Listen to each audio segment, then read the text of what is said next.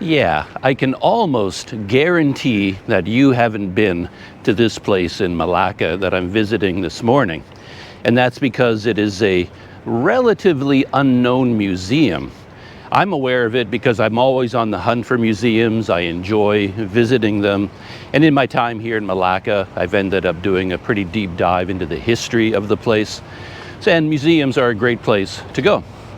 And as I've been walking around, I keep seeing this museum over and over and over, and I keep making this mental note, you know, I gotta go there one day, and then I forget about it, and then I think, oh yeah, I gotta go there, and then I forget about it. But today is the day, and I'm visiting what I think is the free museum, it is the Museum of Royal Malaysian Customs Department. It's kind of a hard name to remember.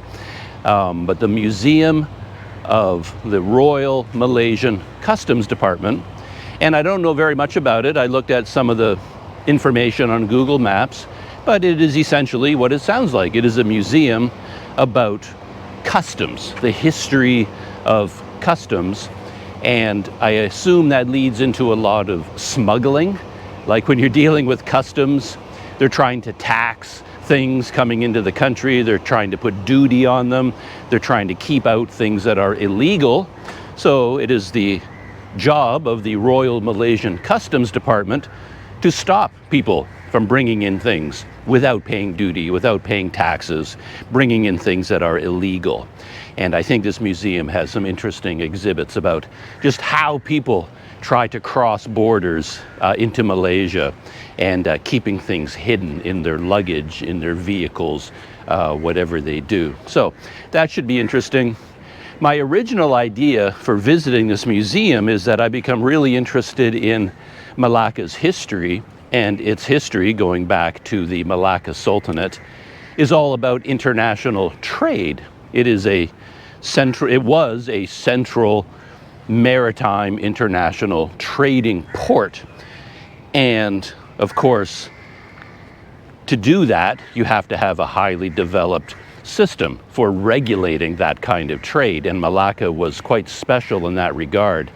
And so I've gotten a bit interested in how the Melaka from the 1400s, how they thought about trade, how they organized it, how they dealt with other countries, other kingdoms, things like that. So I do have this sort of peripheral interest in this museum in the sense that Melaka is all about international trade. And once you're dealing with that, you're talking about, customs, duties, taxes, what's legal, what isn't legal. And quite interesting about this museum, I think I'm getting very close to it. I don't even know where the entrance is. But to give some context, there is the part of the Melaka River International Ferry Terminal over there. My hotel is off in this direction. This whole area, of course, consisting of all reclaimed land. And there is the Flor de la Mar, the Maritime Museum. It also has a lot of information about international trade in Malacca's history. And what's interesting is that one of Malacca's biggest attractions is right here, the river cruise boats, which I still haven't done. I keep thinking about hopping on one of these boats, but I've been up and down the river so many times in so many different ways. It feels like a river cruise is not going to show me anything that I haven't already seen before. It's certainly not going to tell me anything I don't already know. But for a video, it might be fun to hop on one of these boats, stick my 360 camera out the window if they'll let me, or it doesn't have windows, but you know what I mean. Hold the 360 camera out to the side or up above, get some video from the perspective of the river. So that might be interesting. So anyway, this is very, very well known, this spot here, with all of these river cruise boats, and every visitor, foreign or local, that comes here knows all about this. And yet, right beside it is the Customs Museum. I think it's even in this same building. There's the Melaka River Cruise, and I think the Customs Museum is inside that same building. It's like a giant warehouse. So yeah, it's a very good location for that, because as you walk along the river in this direction, down here, I walked by all of these buildings that are government buildings to do with customs. There's like the official modern Malaysian customs is all along the river shore here. So we're in the right neighborhood for this experience. This might be it right here. Huh. I stumbled across the entrance. I was going to go for this big walk. I thought I'd be walking around and around, but I think this is the entrance right here. It's not, okay, Royal Malaysian Customs Department Museum. There it is. And in Malay, Muzium Kastam. And I believe it's open, just for information, in case you do want to come here in the future. There it is, Tuesday to Friday, 9:30 a.m. to 5 p.m. Saturday, Sunday, and holiday, 9 a.m. to 6 p.m. So opens a bit earlier, closes a bit later, and Mondays closed.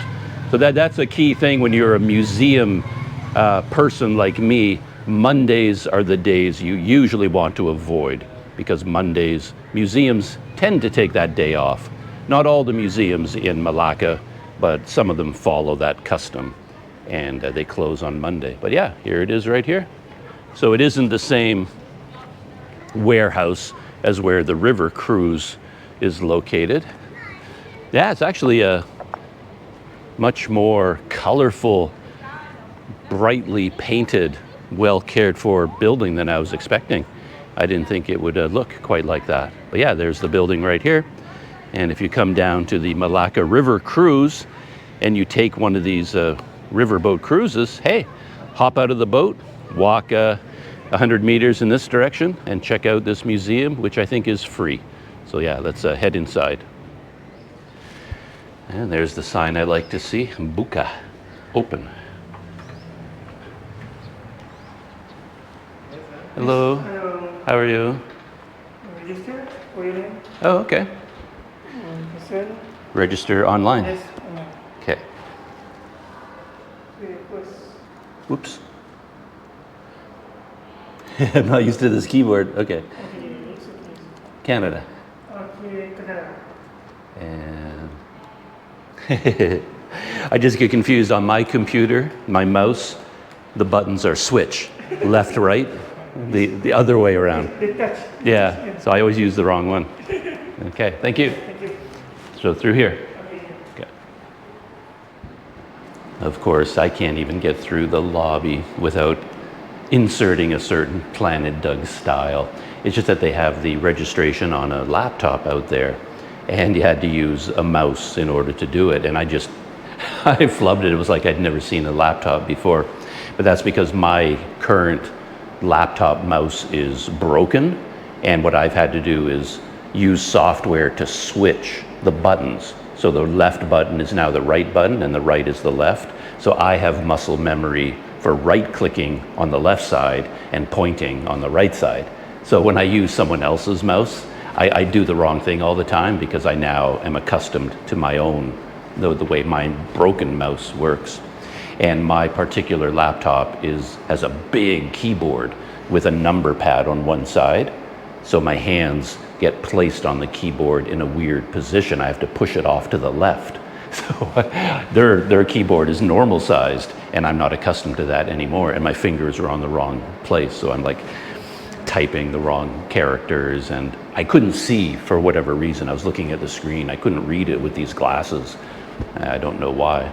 So, and then after I got all that screwed up, I had to explain to them.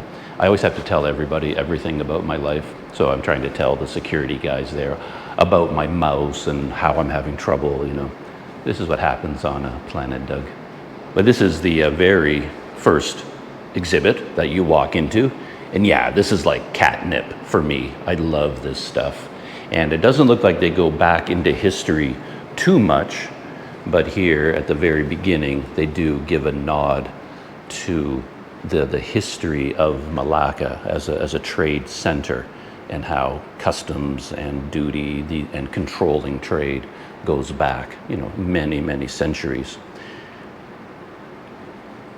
And it says here that the building itself was built by the British colonial administrators in the early 1890s, and it was like a warehouse to store rice, sugar, flour, all these things. They had to hold all the goods there until the customs agents could come in and put a value on the goods and then decide how much duty they had to pay, things like that. So there's a lot of interesting history here. And then, of course, I love all the gadgets and the gizmos. Lately, I've been struggling with modern technology. I'm finding it to be kind of overwhelming. So I yearn for the days, the simpler days of paper and things like that, where this number 4 over here is a numbering machine. So that's how you put a number on a form. You just set it up and then you stamp it. And look at this. I've never seen one of those before. That's like a time stamp. It actually has a clock built into it. And then I guess when you press it down, it inserts the clock face, or it inserts the date and time onto the document. I've never seen one like that before. And the days when a club like that, what do they call them here? Number 5, a nightstick. You know, when a little nightstick like that was what the agents would walk around with, or the security guards. It's just a simpler, it feels like a simpler time, a more friendly time, keeping records of your salaries on a big ledger like this instead of on a computer. You know, when someone makes a mistake on one of these, right, you just sort of scratch it out and write down a new number. You know, like someone perhaps made an adjustment there. But of course, in the modern time, if there's a problem with your online record on a computer, you know, good luck getting anything fixed. Typewriters, of course, because customs would be all about record keeping, a lot of paperwork, a lot of documents, a lot of files, and everything has to be tabulated. I guess these are all counting machines. So these are basically their version of calculators back in the day. Yeah, adding machines, they call them, used from the 40s until the 70s. Yeah, and in my youth, when I learned how to type, this is what I used. I used a typewriter exactly like one of these, not an Imperial. I guess this is the Imperial brand. I didn't have an Imperial. I had, I think, an Underwood maybe, but anyway, it was a huge, massive machine exactly like these. And that's what I learned to type on. And then to think of customs agents using bicycles, because of course they had to go quite long distances along the docks, right? Cycling from ship to ship to ship, checking up on what the ship is carrying. Yeah, these are beautiful bikes. I remember these old generators for the lights, runs next to your tire sidewall and turns this thing at the top, and then it runs a generator to power this light. Yeah, it's a beautiful bike. Rally, an original Rally. That's very cool.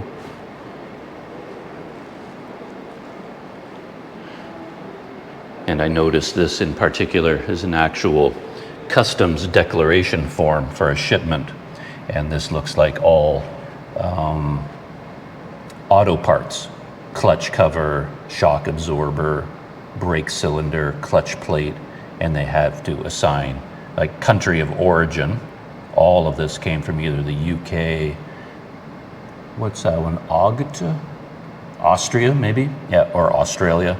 UK, Australia, USA, Spain, UK, and then they have to total up the value and calculate how much duty you have to pay. And of course, duty is famously adjustable, which I've run into in my life in the past, where you're importing something, and depending what you call it, what category it falls in, it may or may not have to have duty and taxes applied, right? So you can play all kinds of vocabulary games, and you're importing car parts, but maybe you can call them something else so they no longer get charged duty, you know. So yeah, people who run customs have to do a lot of mental work as well, figuring out what goods are dutiable, at what rate, at what level, volume that they're importing, where, like the source of the goods probably comes into effect. So yeah, it's a very complicated world when you start to think about it. Wow. Anyway, I haven't gone over this exhibit yet. This is the next room. So I'm going to stop my recording and dive into some of this stuff. Another delightful room. It's like somebody put together some exhibits just for me. Like they thought, oh, what will make Doug happy today? And they put together this museum just for me. I'm having such a good time here. Yeah, I'm just sort of interested in the logistics of things, how things in the world work. In the modern era, I'm bewildered. Like in the 21st century, I don't know how anything works anymore. But it's nice to be able to throw myself back to this time period and it's sort of like, yeah, you know, I kind of get how this world would have functioned and how I would have fit in. But yeah, there's all kinds of interesting things. For example, I assume this is all for forms, like something imported from Japan that is synthetic, something from Japan that is cotton, et cetera, all kinds of different items being imported into the country, and then what are the duties that you apply. So this is for imports from Japan, perhaps, from Korea, from India, over there. And that makes me think about, again, what I was saying about how complicated duty can become very quickly because you have to classify everything right down to the tiniest thing. So they have synthetic cotton, nylon, but what if you have 50% cotton, 50% nylon, like something that is made of both cotton and nylon? Now what duty do you apply? So now you need a new rate for something that's 80% cotton, 20% synthetic, or 100% cotton. You see what I mean? It very quickly spins out of control, and you have to categorize everything and constantly update your rules and your systems. I thought this was kind of funny. One of these, an even older imperial typewriter, and of course it has the big sign, "Don't touch." But when you look at I noticed all the keys, so many of them were depressed, and you look here, and of course they've all jammed. And I remember as a kid doing that on purpose on typewriters. You hit a whole bunch of keys all at once, and poof, they all get stuck there together, and then you get to loosen them and have them all. It was like almost like a toy you could play with as well. So that was very cool. Yeah, they have some chests here, like when you confiscate some goods that are illegal, or you're trying to determine whether they can be let into the country or not, you got to store them somewhere. So they have all these chests. They can put things in there, valuable items, lock it up, safes of different varieties, which is kind of interesting.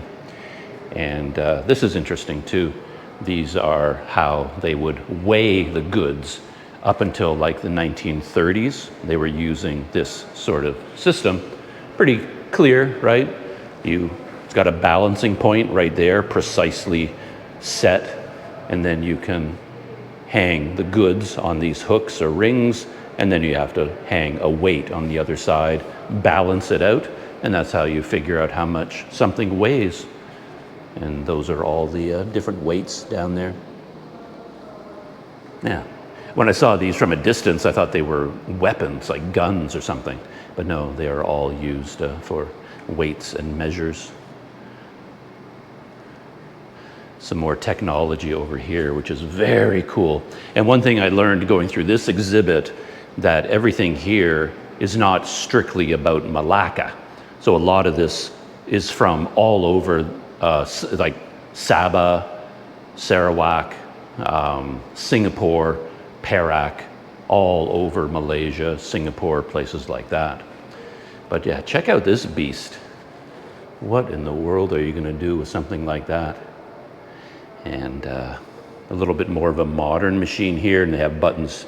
It says on them, export, import, excise. So someone would have to be specifically trained for how to enter, and then this goes into a computer system, I guess, or a printing system of some kind.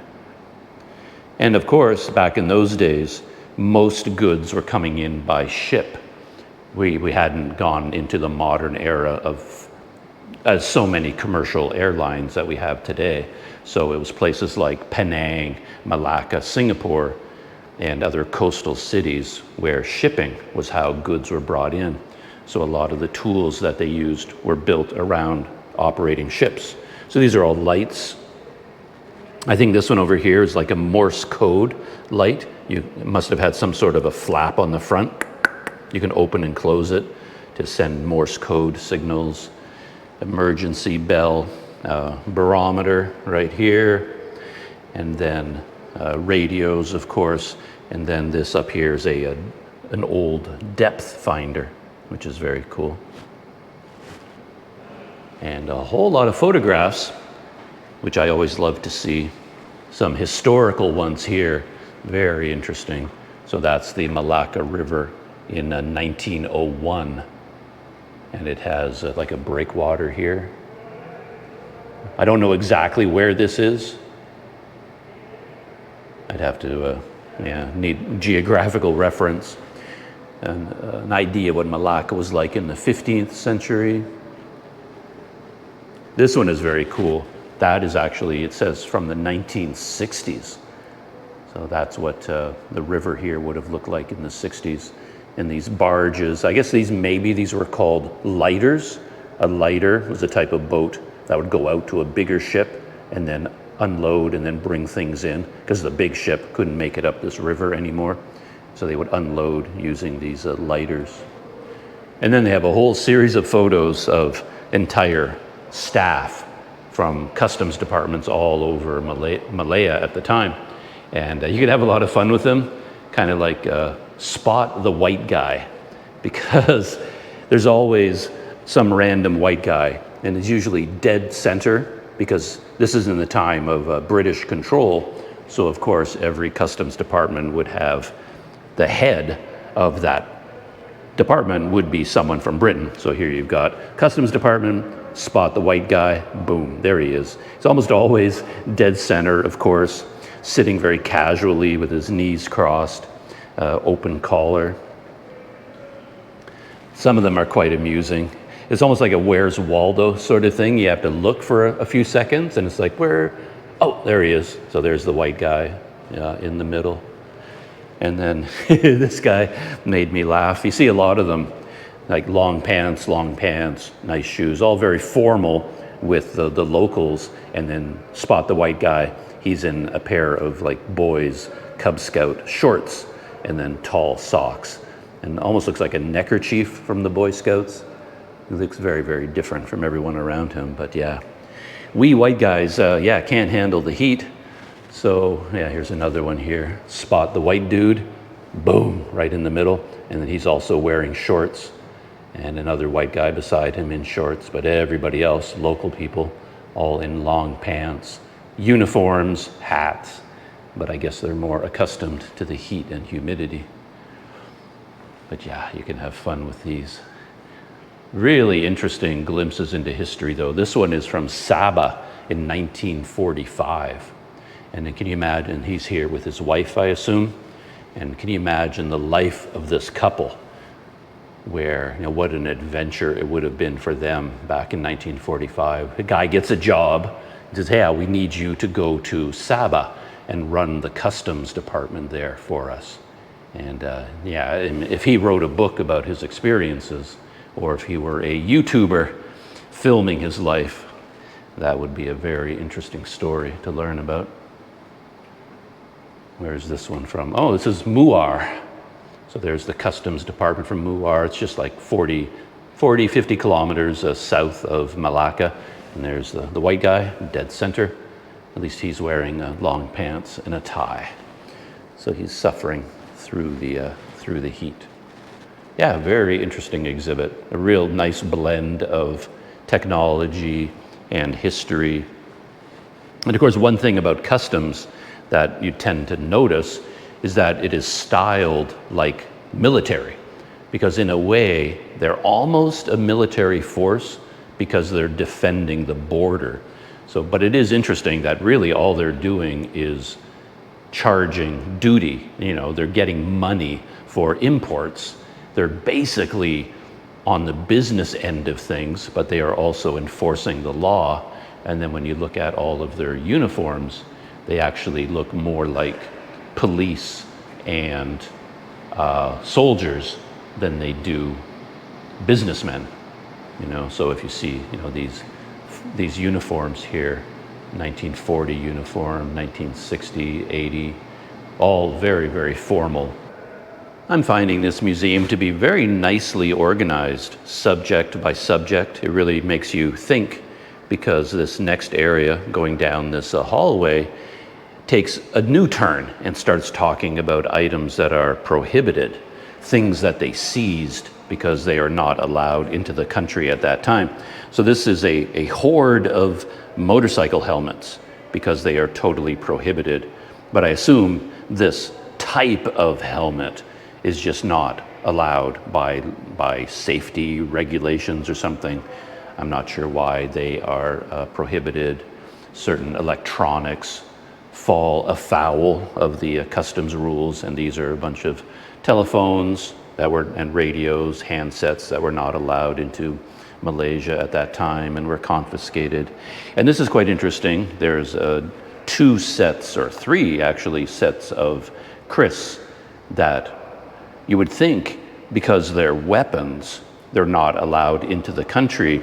But according to the displays that I was reading here, I think there's another one here, this one explains that these were not allowed into the country because they have Quranic etchings on them. So they have verses from the Quran etched onto either the handle or the blade or the hilt or something. And because of that, they're not allowed into the country. And could be also because they're weapons. They definitely look deadly dangerous. I've always had that feeling about the style of the kris. They look almost futuristic, like they come from a science fiction movie, with that curved blade with all of the jagged edges. They look absolutely vicious. And yeah, they look very science fiction-like. And of course, we're talking about money when we get into controlling what goes in and out of the country. And if you have a certain amount above the legal limit, then of course they seize it. A bunch of Benjamins over there that they seized. Again, more Quranic etchings on a serving plate, also not allowed. Some more band radios. These are actually, they said, used by smugglers. So these were seized when they arrested smugglers. This is how they communicated in order to smuggle items into the country. So that's another angle to customs. It's not just about money. It's also about enforcing local customs and traditions, religious beliefs, things like that they also enforce. And then on this side, well, yeah, I hadn't thought about it until I saw this, but yeah, they're also controlling the importing, exporting of wildlife like this, because these turtles are protected. They're an endangered species, and so if you try to bring that into the country or take it out, yeah, it's going to be confiscated.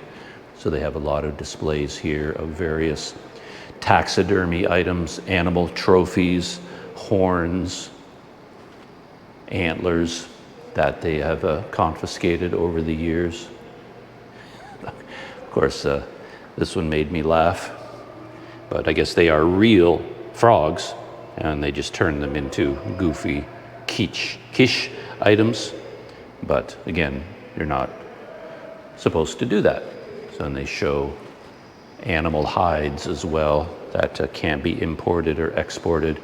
And then another display of clothing that was seized because it had also Quranic writing on the clothing, and that is not allowed to be imported into Malaysia at that time, and I assume even today. I think they would be very strict about something like that. And yeah, so these were all seized as well. So these items are not allowed into the country because they have verses from the Quran written on them. So yeah, it's another way to think about customs and the Royal Malaysian Customs Department and the work that they do. I think this next section is what most people end up talking about when they come to this museum and they leave it and they leave reviews.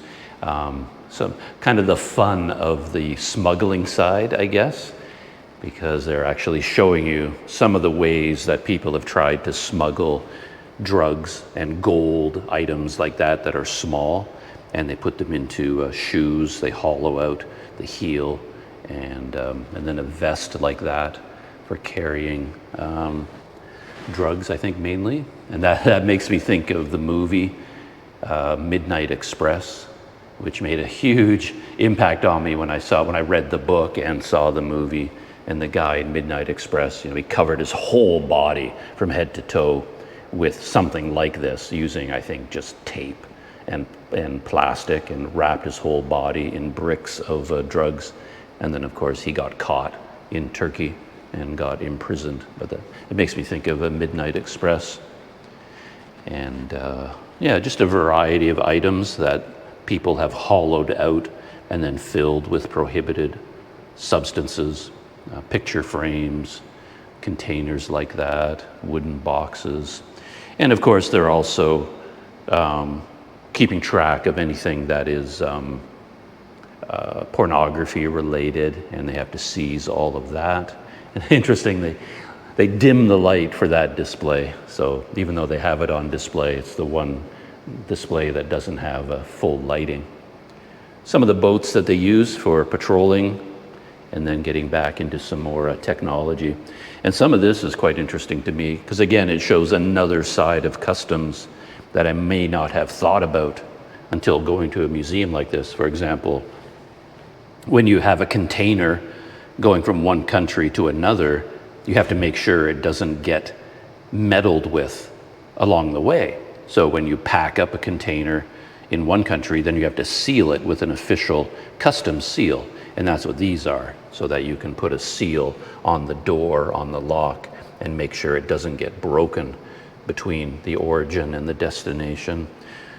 Seals for security reasons.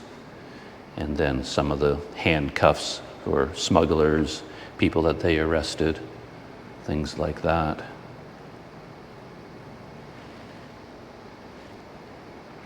Getting into some modern scales.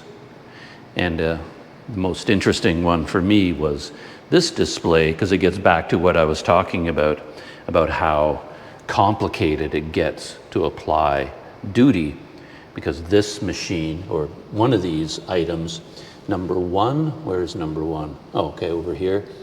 It looks almost like a microscope, and it's used to determine the number of threads in textiles. So, if it's a 1,000 count thread or 500 count thread, it has a different duty applied to it. So they actually have to figure out and count how many threads. And I can see someone importing some textiles, and then he's arguing with the customs guy. He's like, no, this is only 500 count. And then they actually start counting, and they say, oh, no, sir, it's 1,000. And they kind of argue about it.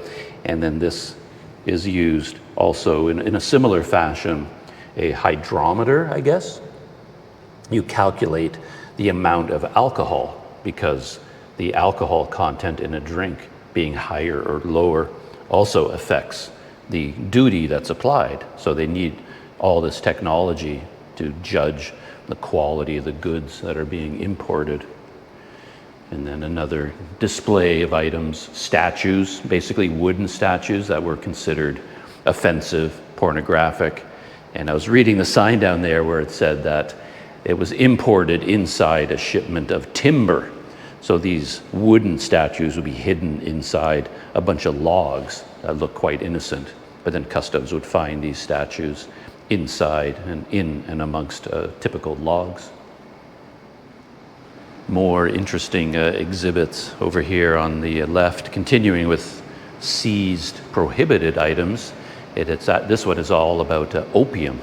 So it's showing all of the opium pipes, weighing systems for people who are, selling the drug, all kinds of equipment related to opium. Most of this, of course, is totally unfamiliar to me. And just looking at some of these opium pipes that they seized, it's quite interesting. I hadn't seen anything like this before. And I'd heard about this motorcycle. It was famously used, probably among many other motorcycles, to smuggle tin. You wouldn't think of tin as being something to smuggle, but is a very valuable metal. And in this motorcycle, they could put in 50 kilograms of tin, hiding it, like the gas tank had been modified, the area under the seat, anywhere where they could find a space, they would put in tin and then smuggle 50 kilograms of it at a time, taking it across the border. This isn't exactly important as far as history goes, but it made me laugh. I was talking about the Spot the White Guy, and this apparently is the Federal Customs Training School, and so these are for students to become trained, to become customs officers, and right in the middle, it's like, boom, okay, there's the white guy. And I noticed he looked very, very young compared to his, the rest of the staff around him. And I went down to the next picture, spot the white guy. Oh, same guy, but in glasses this time. And every single picture, he's there. The same young guy, I assume from Britain, of course, and there he is again, in his shorts, everybody else in long pants. Boom, white guy, same guy, same guy. You can just sort of track his fashion choices over the years, his sunglasses, his shirts, but always in his shorts. But yeah, it's the same guy, the same British guy in every single picture there from this training school. And it looks like, to my happiness, to my delight, the next display goes back in time, all the way back to the origins of Melaka. So it looks like I am going to get a bit of an insight into the 1400s and 1500s. So that's the next exhibit.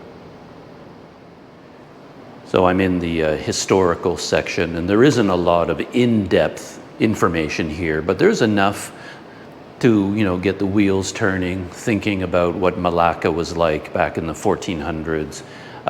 Yeah, and the golden age of Melaka as an international trading center. And there are a couple of key words here, or titles, that kind of tie everything together.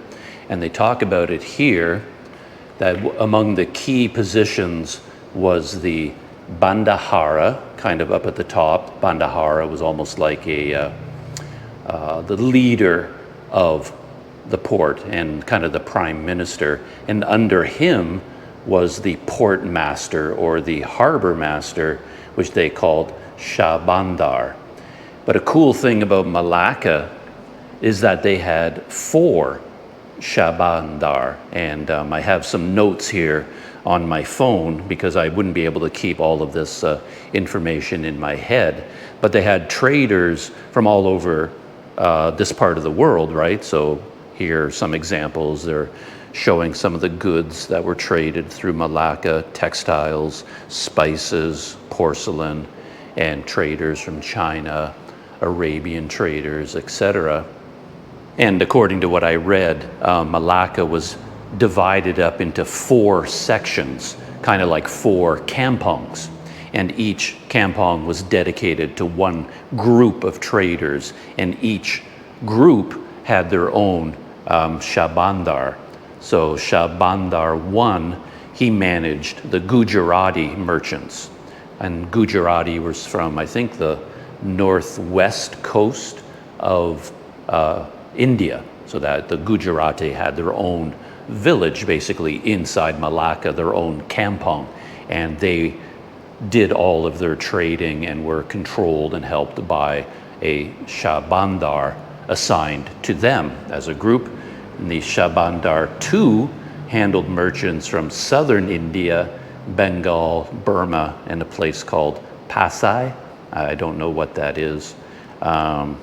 Shahbandar 3 managed traders from the Malay archipelago, Java, Spice Islands, and Palembang, and Shahbandar. 4 handled merchants from China, Annam, which is Vietnam, and the Ryukyu Islands of Japan. So the Shahbandar, it says here, they acted as a bridge. They allocated warehouse space, managed the docking of the ships, provided housing, escorted foreign dignitaries to the royal court, and they acted as judges to settle trade disputes using the local norms and laws and systems like that. So it was highly organized at that time, and that's a fascinating way to look at Malacca through. You've got the Sultan under him, the Bendahara, and then you've got the 4 harbor masters, the 4 Shahbandar, assigned to each subset of traders. And then if you were from one of those groups and you showed up in your ship, you would report to your harbor master to get the ball rolling. Exactly, okay, where do I dock my ship? How do we handle the goods that I'm trying to sell, trade, buy? And then if you need an audience with the Sultan to present him with a gift, something like that, then you go through your Shahbandar and he would organize that meeting for you. Yeah, very, very interesting system. And something that they don't mention here in all the discussion of Malacca from this time period is that they also had a very detailed, very specific set of laws controlling everything to do with ships, shipping, and international trade. And I don't hear much about this, but it's one of the more fascinating aspects of Malacca. I think it was called the Undang-Undang Laut Malacca, which is basically the set of laws governing everything going on in Malacca. And a really cool thing about this set of laws is that you can almost think of it as being crowdsourced. Like normally laws are made by the government, the king makes a law and then it's imposed on people. And quite often the king doesn't even understand what's going on in his kingdom, so the laws can be very bad laws. But in this case, the Undang-Undang Laut Malacca was put together by ship captains. So a big group of the captains of these trading ships came together, and they already had a whole set of rules and laws governing how they operated their ship and how things worked. And they took all of the things that they do normally and they wrote it all down and made a complete set of laws governing how these ships operate and when they arrive at a dock, who is in charge of what. It was very, very specific, like to the point of, for example, if they're out in a storm and they're in danger of sinking and they have to throw goods overboard, well, whose do they throw, right? Because if they just grab stuff at random, some merchants lose a lot of money because they throw all of his stuff overboard. So they even had a set of rules that dictate, okay, if we have to throw stuff overboard, we do it fairly. We know, some of yours, some of yours, some of yours, and then they get, compensated for the stuff that they lost. So they had laws like that, like very, very specific, covering everything. And these captains put together this set of laws and they presented it to the Sultan and to the Bendahara and said, hey, what about this? And then it was adopted and accepted. So it was almost like a ground up set of rules governing international trade and how ships operated. The Undang-Undang Laut Malacca. Yeah, fascinating part of history here. And this exhibit talks about the evolution of customs and duties and taxes during the colonial era. So it starts off with the system under the Malacca Malay Sultanate, and then when the Portuguese took over, what did they do? How did they change it? And then how did it change under the Dutch? And then over there underneath the British. But I find one of the most interesting aspects to this is that Malacca gained its importance because of the relatively low taxes that were applied, and it was very consistent. So here it says that there was a 6% tax applied to traders from Saudi Arabia, India, and Myanmar. Traders from China and Japan were taxed at 5%, and then Vietnam, Cambodia, Malacca, Java, they were not taxed, but they had to give a gift to the Sultan. And these rules, these taxes, were quite low and applied consistently, and it made Malacca a very attractive place. And then when the Portuguese took over, they applied much higher duties and taxes.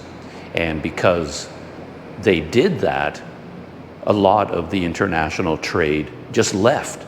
They just said, oh, okay, you Portuguese, you want to charge us a lot of money to bring our goods here. Well, we're just not going to bring them here anymore. And instead, they went to places like Aceh and other places, other ports. And essentially, the Portuguese, by taking over Malacca and changing the way it worked, it basically stopped being such an important port. They basically killed off international trade the way it was functioning under the Sultanate. And then we go through the history with the Dutch and the British.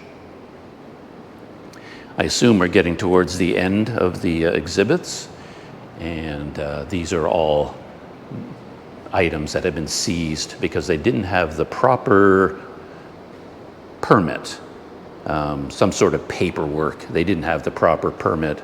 It wasn't that these were illegal, but they just didn't have the paperwork to import them into the country, so they were seized.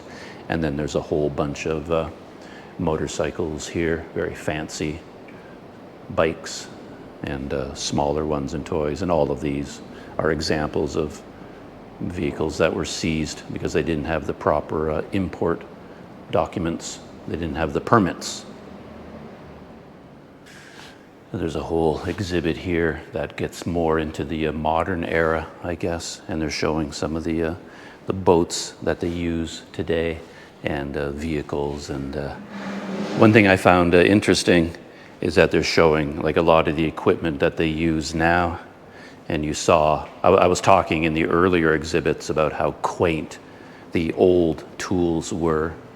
So, and I kind of like that. So, and I pointed out the nightstick that the custom security would use, and then there's the modern version of it, a much like a, yeah, what do you call those? Yeah, but basically clubs and the ones that can be extended, things like that, bulletproof vests, pepper spray, all more modern tools essentially that they're using today.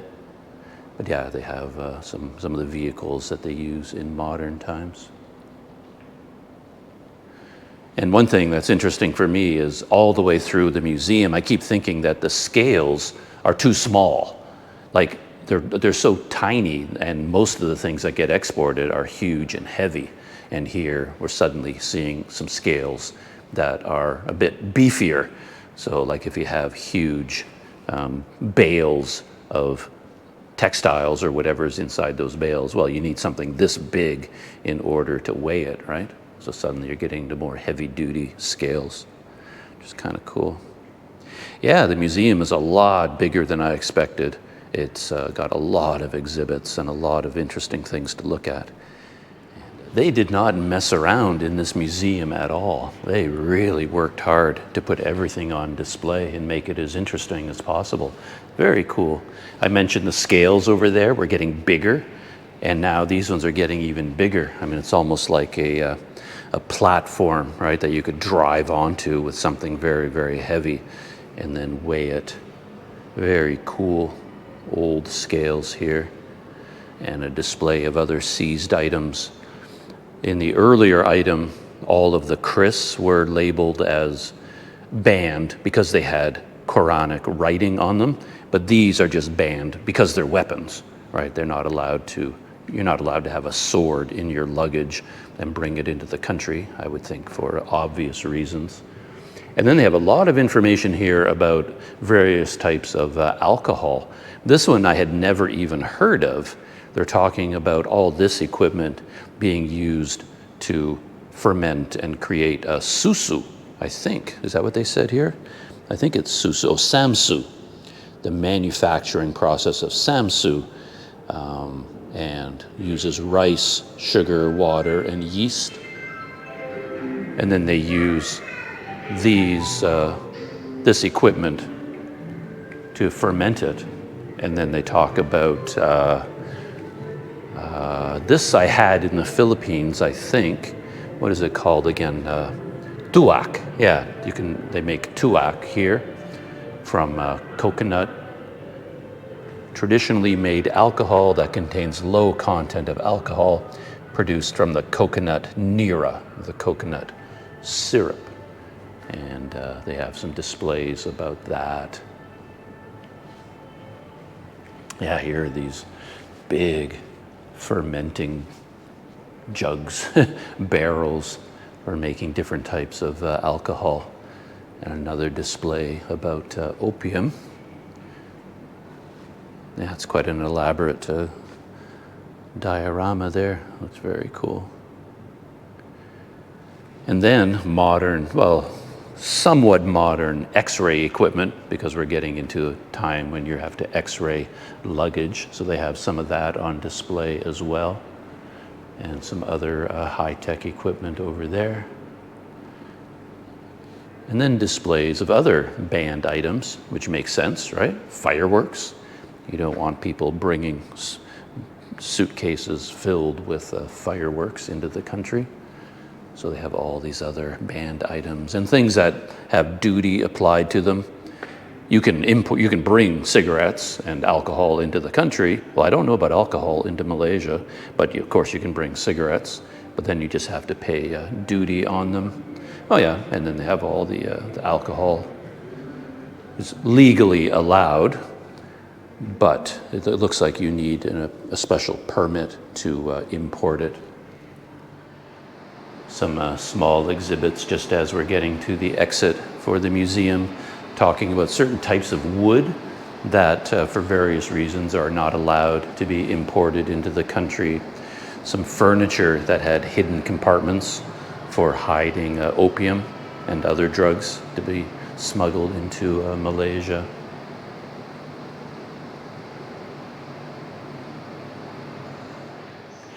One thing I was thinking about as I was getting towards the end of this museum exhibit is that there could be a new update about, say, drones, for example. Like there could be an exhibit about right now in 2026, what is the situation? If you are a YouTuber, a tourist, whoever you are coming into Malaysia, what can you bring into the country? What can't you bring in? Like lay out the actual laws as they exist right now, particularly where, say, camera equipment is concerned, electronics, maybe the amount of liquor or cigarettes you can bring in, you know, keeping it under the duty level. And drones in particular, I was thinking there could be an interesting exhibit about drones, what drones are allowed in the country, certain weights, classes, what permits do you need to fly them, things like that. You know, that would be an interesting addition. Yeah, and I think, yeah, this is the exit right here.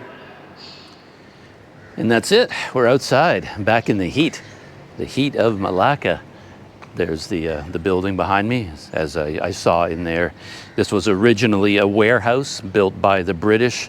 I think it said back in the 1890s, this warehouse was built for storing goods that comes up the river. And they have to store things here in order for a customs agent to examine it and figure out what kind of duty has to be applied. Yeah, there it is. And as far as I can tell, I mean, I was in there for a long time because I took the time to read every single piece of information that I could come across. And I think I was the only visitor that entire time. So they're a bit lonely in there.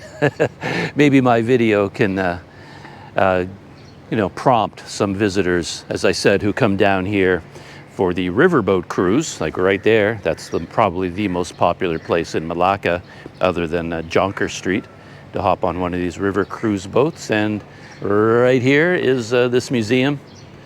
And I found it fascinating. I think it's a great museum. They did a really nice job. A lot of interesting exhibits, very well displayed, organized. Yeah, really enjoyed that a lot. Highly recommended. 2 thumbs up from Planet Doug for sure. So the only things that I was thinking of that could be improved or added to the museum would be like a more modern exhibit, bringing the museum up to date into the 21st century with an exhibit about drones, exactly what drones are allowed into the country, what are the rules there, anything else that applies to a modern traveler. Maybe even a section on criminality, like if you do get caught with something you're not supposed to have, what happens to you? You know, what are the penalties in terms of imprisonment, fines, things like that. They could have a section in there to scare people. It's like, hey, don't you break any of our customs rules, because you'll be fined X, Y, and Z, and you could go to prison, you could be deported. You know, what are the consequences of bringing things into the country that are not allowed? Things like that. That could also be, also be interesting too. But yeah, enjoyed that a lot, really did. So that's it, with the river behind me, the beautiful setting of Melaka. I'll wind up the video, the entire video, only about the Customs Museum, and hopefully they'll get a lot more visitors in the future. So yeah, if you've watched this video all the way to the end, shout out to the Crunch Club. You know who you are. Put CC in the comments to let me know you watched the video all the way to the end. And a big shout out and a thank you, as always, to all the supporters of Planet Doug video productions out there, whether through Malaysia's touch and go system, the e-wallet. Very, very helpful for me. If they had it, this is a free museum, but if there was an entrance fee, I would have paid for it with my touch and go e-wallet. So yeah, touch and go keeps me out here in Malaysia exploring and learning new things. And of course, there's a Planet Doug PayPal link in the description. Any support through PayPal, through Buy Me a Coffee, any of these platforms. And the Planet Doug Patreon is there. I appreciate all the support I get through Patreon. Thank you very much to everyone out there. So that's it. With a river cruise boat going by, I'm going to shut down, go grab something to eat, something to drink, and shut down the video for today. So that's it. See you next time.